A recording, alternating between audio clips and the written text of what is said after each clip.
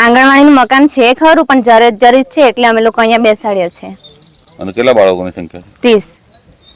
એ લોકોને આંગણવાડી પર આવતા હશે તો એ લોકો અમને લોકોને તરત વિતરણ કરે છે.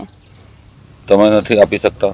જગ્યા ઓછી છે એટલે હવે જગ્યાઓ છે ત્યાં થોડુંક મકાન મોટું છે એટલે પેલું ધારો કે લસર પટ્ટી એવું બધું છે ખરું, પણ એ તૂટી ગયેલું છે એટલે અમે લોકોએ મૂકી રાખ્યું છે. કેમ નથી આવતા રમવા બાળકોને?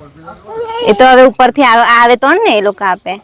ડુંગર વિસ્તારની અંદર એવી આંગણવાડીઓ છે કે અમુક વિસ્તારમાં કાચા ઝૂંપડામાં આંગણવાડી બહેનો છોકરાને બેહાડવા મજૂર બની છે. અમુક વખત રજૂઆત કરવા છતાંય કોઈ સરકાર ધ્યાનમાં લેતી નથી.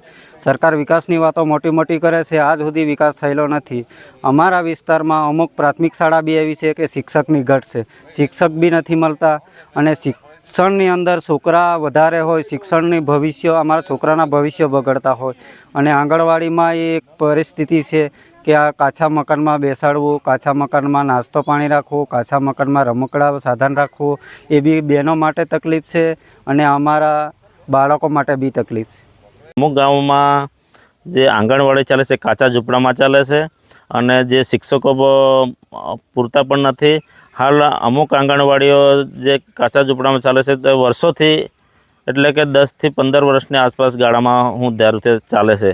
એટલે એના માટે વહેલી તકે સુવિધા પૂરી પાડે એના માટે આગળ નોંધ લે. શું નામ? નવીનભાઈ, ગ્રામજન. છોટાઉદેપુર જિલ્લામાં અત્યારે આંગણવાડીની સંખ્યા 1182 છે. એમાંથી પોતાના મકાન હોય એવા 705 છે. ભાડાના મકાનમાં 118 આંગણવાડી કાર્યરત છે.